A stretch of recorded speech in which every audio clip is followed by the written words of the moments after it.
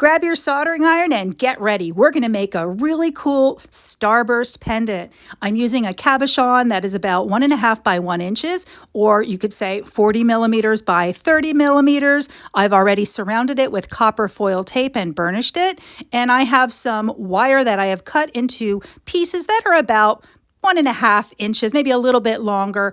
And the first thing I'm going to do is I'm going to take my liquid flux, put a tiny little bit into an old cup. And for this project, I'm going to wear gloves just because there's a lot of small pieces and I don't want to get flux all over my hands. It's okay if you get it on your hands, just wipe it off and wash your hands. But you want to avoid that. Make sure you're wearing safety glasses. You should also wear a respirator when you're going to do any kind of soldering and a fume extractor on your workbench.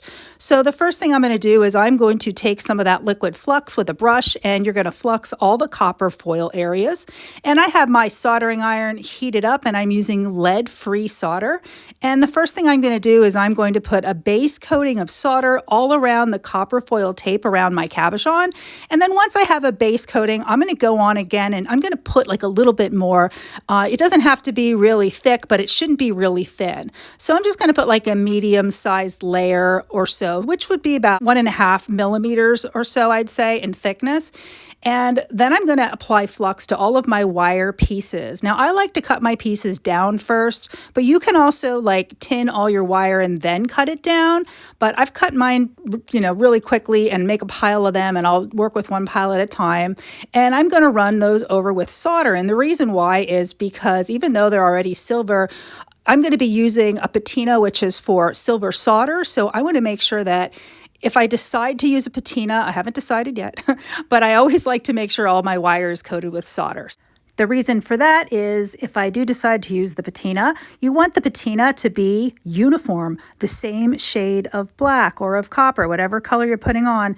And if you don't have all the silver coated with solder, and you're just using like a silver wire, it very likely is going to be a different color patina. So you want to make sure you cover all your metal with solder. Now, another thing I want to mention about this project is this is a larger version of a pendant that I make.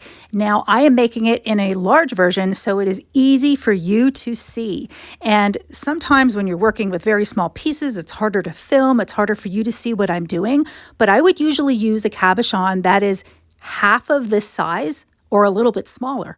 So again, right now I'm using pieces of wire that are about 1.5 inches. And by the way, that is 16 to 18 gauge wire. I believe I used 16 gauge. But like I always say, use what works best for you. So now all of my wire pieces are soldered. My cabochon is soldered. And now I'm going to assemble. I'm going to take them and place them around my cabochon in the way that I want them to be soldered on. Also, I didn't make any certain amount of pieces of wire. I think I cut about maybe 20, 24 pieces, and then I stopped there because I wasn't sure exactly how many I was going to use. I kind of like to play it by ear with my projects. I don't plan everything out, and that's what makes it fun. But I can always cut more down the road. I didn't want to cut too many. Then you have these pieces of wire that you could have wasted. Although I really don't like to waste anything. If I would have extra pieces, I would leave them on my workbench. I would use them for other projects. I would use them for bales or to make little like curlicues to solder onto projects or something. So as I just showed you, I had a few extra pieces. I just set them to the side. And after I'm soldering them all on, I'm going to fill in spaces, which you'll see. So right now I'm going to decide, well, which do I want to be the top and which do I want to be the bottom? Sometimes, when you look at certain stones, especially like natural stones like that, like you can't decide. It's like, oh, it looks so good this way, but it looks better that way. I find that a lot with rings. I do that a lot with rings. But I have it positioned the way that I want. And again, I'm going to use a little bit of flux on there. I use a lot because it evaporates. And picking up a really small drop of solder, I'm going to hold the wire with my soldering pliers against my pendant, and I'm just going to heat the spot where the wire and the pendant meet. And it also helps to heat up the wire a little bit first. So that's my little secret there for making that a little bit easier. So I'm going to go to the opposite side because, they don't have to be perfectly symmetrical. It doesn't have to be like one exactly across from the other one, but I'm doing that. I'm trying to make it so it's pretty much balanced. I don't like when things aren't balanced unless it is something that is supposed to be asymmetrical, that is supposed to look that style that way. So that's how I'm going to start. I'm going to put my first 4 on there, and then I'm going to fill in between the empty spaces. If you're joining me for the first time and we haven't met, my name is Laura Beth Love. I'm the author of 4 soldering books: Boho Chic Jewelry, Soldered Alchemy, Soldering Iron Jewelry, and the Broken China Jewelry book, and I'm an expert in soft soldering. If you're interested in learning how to soft solder, or you're curious to know how it's done and what it's all about, be sure to check out my other videos. I have tons of soldering videos, soft soldering videos, and I just put out a whole bunch of new ones where I answer some questions. What is soft solder? What materials can you solder? So be sure to check out my jewelry making playlist for all those videos. Now, if you like learning from a book or you want new projects, my book, Soldering Iron Jewelry, is a great place to start. It's great for beginners, people who have never soldered before, people who have dabbled, or people who have experience. I have projects in there for all skill levels. So I'll put a link to that above and below, so be sure to check that out too. I also have a complete course in soft soldering, which is my Scaredy Cats course. Right now I am adding to it. I'm making it a lot longer. That is a great place for people if you're afraid to solder, or if you're just like, you really need a lot of instruction, or if you want to really know like all of my techniques and my secrets and like how I do everything.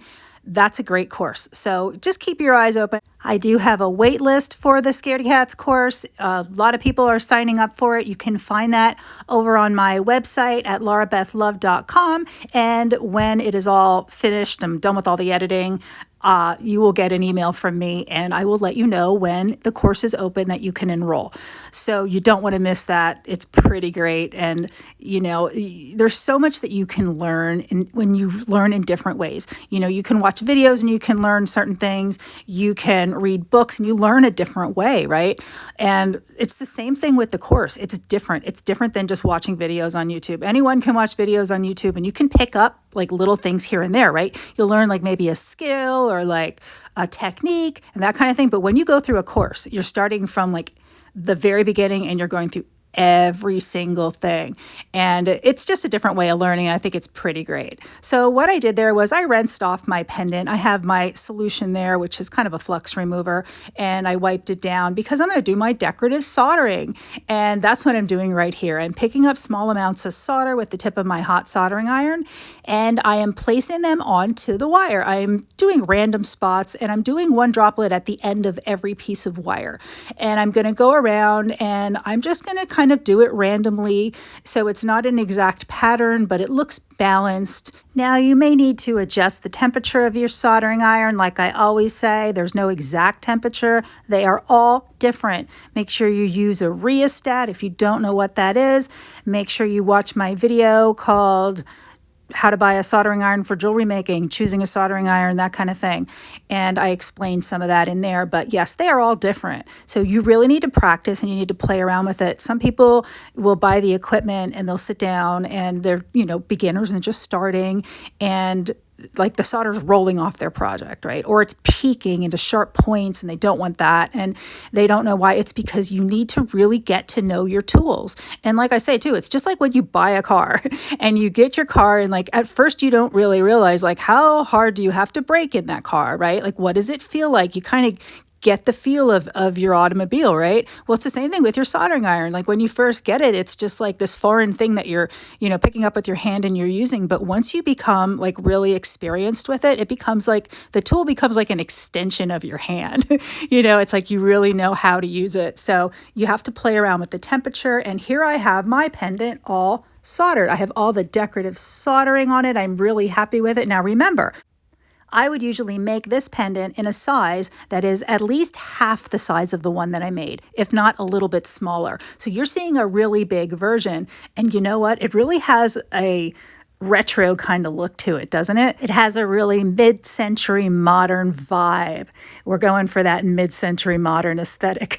So what I did was I had an extra piece of wire. I used a pair of pliers to bend it into a U shape, and I trimmed the ends so that they were the same length. And then I coated it with flux and then with solder, and that is going to be our bail. And I'm going to flip my project over, and I'm going to attach the bail with a drop of solder to the reverse first side of my pendant. It's not like on the back of my pendant, but that's where I'm attaching it.